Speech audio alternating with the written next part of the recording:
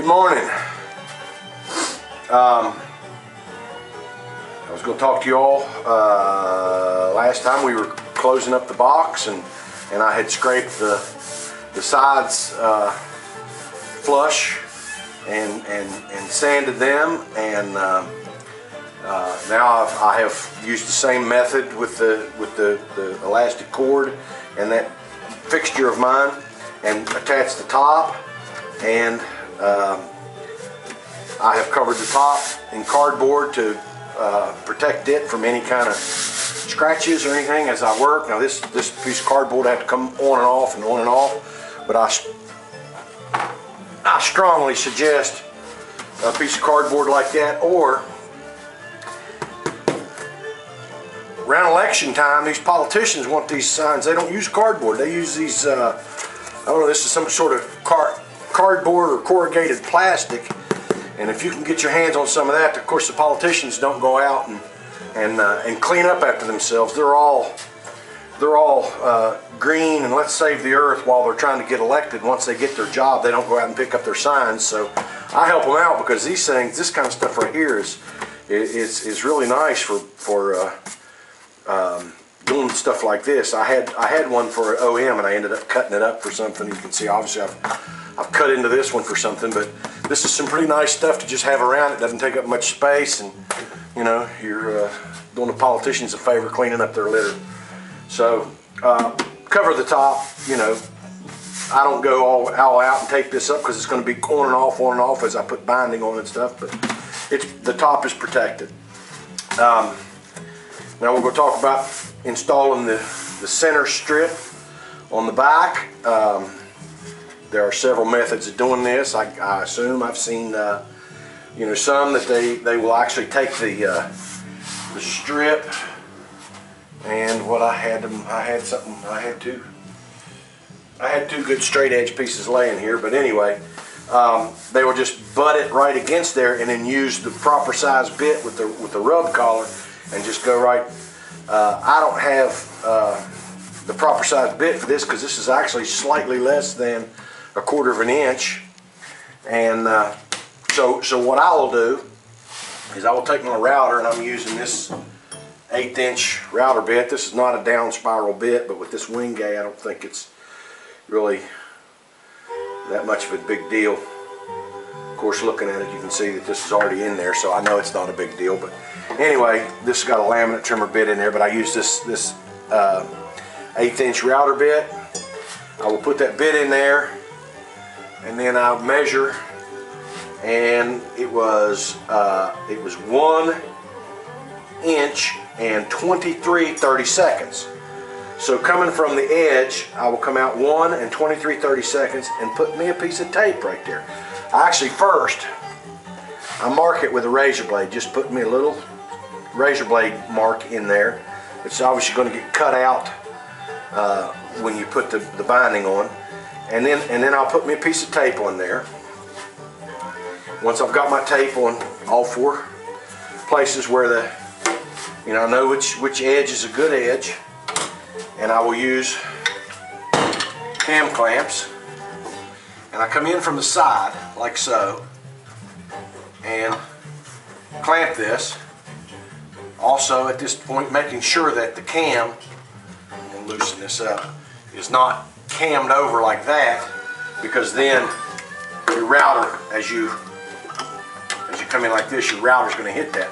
So you got to make sure this is good and tight, and that it really, you know, perpendicular is best, and get that set, you know, from all 4. And then when I go to route that, I try to, because obviously that bit, I don't know what I did with that router bit now.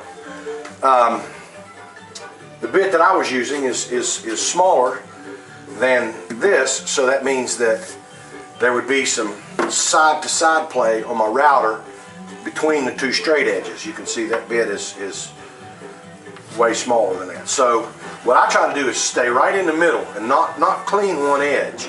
Stay right in the middle as much as possible, and then come back and clean the edges, being sure that as you're I'm sometimes at a loss for words, paying attention to the rotation of the bit so that it is not spinning and pulling material away from the cut. If you're cutting this side of the cut, that your router bit should not be pulling into where you're cutting. It should be pulling against the direction of the cut should be against the material that's being left. That gives you a good clean edge, and it eliminates splintering. So you'll come down to one side and then come back and go the other direction depending on the rotation of the router bit. As far as the depth, this particular piece of center strip is very thick. It's actually over 1/8 of an inch thick, and so it's quite proud. This has already been glued in, but you know, like I say, this is just the way that I've, you know, pretty self-explanatory. It's a very simple method of routing that out. This brings me to scraping it and sanding it level. Of course, first thing you're going to do is scrape it. I thought it might be a good idea, as simple as it may seem, and I don't mean to be, well, whatever. There's a way to scrape and not do damage to your edges of your guitar, or the material that you're not trying to scrape. First of all, let's talk about sharpening a scraper. I don't have the vise here in the view of the camera, but I will put my scraper in a vise, and I will use a big bastard file, and I will making sure not to tip,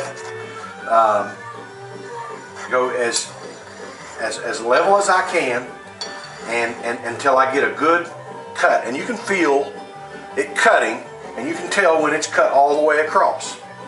Then while it's still in the vise, I will take a good hardened, like this is a punch, and I will go down this edge, and I will flatten, because actually what you're doing is you're turning an edge over on there. I will flatten that out like that on both sides, and then come back and burnish that edge really good and turn that edge back over, and that puts a good burr on your scraper. And if you've never done it that way, try it. I think you'll find that a good sharp scraper, it doesn't take hardly any time to sharpen one, and good sharp scraper makes a lot of difference in cutting down the amount of time that you're going to spend on that particular aspect of your build. Now, I have several different jigs that I use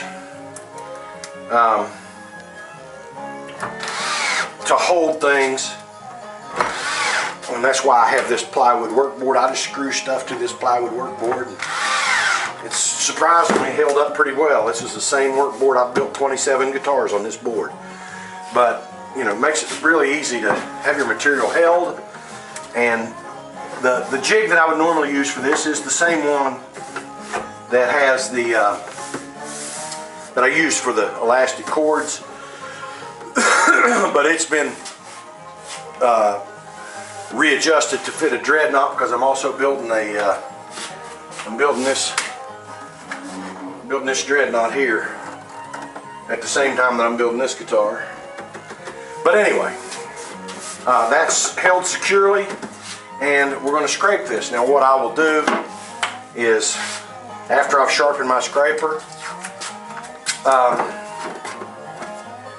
I will put me a piece of tape on the ends of my scraper right there, just to make sure that those corners don't dig in, because that's disastrous. And then I will flex the scraper and just start, and as you can see,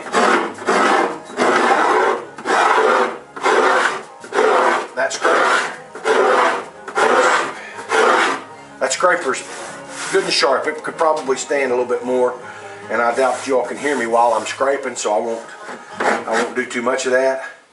What you do want to be careful of here is don't put so much pressure. If you look, if you may be able to see, you can actually bow that in. And on some of my earliest guitars, I kept having problems with cracks forming along the sides here,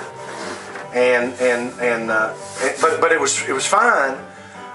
I was shooting the lacquer and everything, and I was buffing a guitar one day. And I used to buff everything by hand, which, you know, later on in this video series here, you're going to see how I buff guitars now. But I used to buff everything by hand, and I would put so much pressure as I was buffing that I was flexing that end.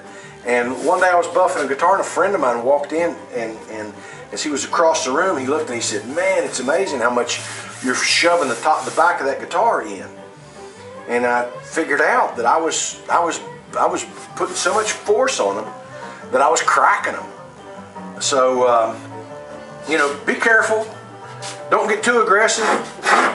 Let your tools do the work. You know, good sharp tools will make all the difference in the world. You won't do damage to your project while you're working on it. So that's about it on installing this center backstrip. Thank you guys for watching. After this, we're going to one other thing. When you're putting on a backstrip like this one right here, that's got a design to it, be careful. Like if you're using herringbone trim too, be careful to make sure that this is centered. If you see here, I'm about 3/16 of an inch to the first square, and I'm coming in up here, I'm about 3/16 of an inch to the first square, or whatever you want to call those, where it changes, so that when I put the binding in, there's not it's not off center. And it may not be something that anybody would notice that could say, well, I see that that's off center. But it is one of those things that there's something, you just see that there's something wrong. Just, you know, take a little bit extra time, think about what you're doing, and center things up like that. It just makes for such a much more professional, nice looking job that, you know, and like with a herringbone trim, I always try to make sure to end, like down here, on the, you know, up on top, I always try to make sure that it's centered up here. Of course, on the neck end, it's going to be covered by the neck block, or the fingerboard, so it doesn't matter up there. Where it ends up is where it ends up. But down here, I always try to put 2 points together, so that, you know, with maybe just a tiny bit of solid in between them. It just looks better, you know, than to have them overlapped, or, you know. I may be oversimplifying things here, but, you know, then again I may not. So I'm just trying to help. So thank you guys for watching. Again, if you have any questions, shoot me a message on the forum. Thank you.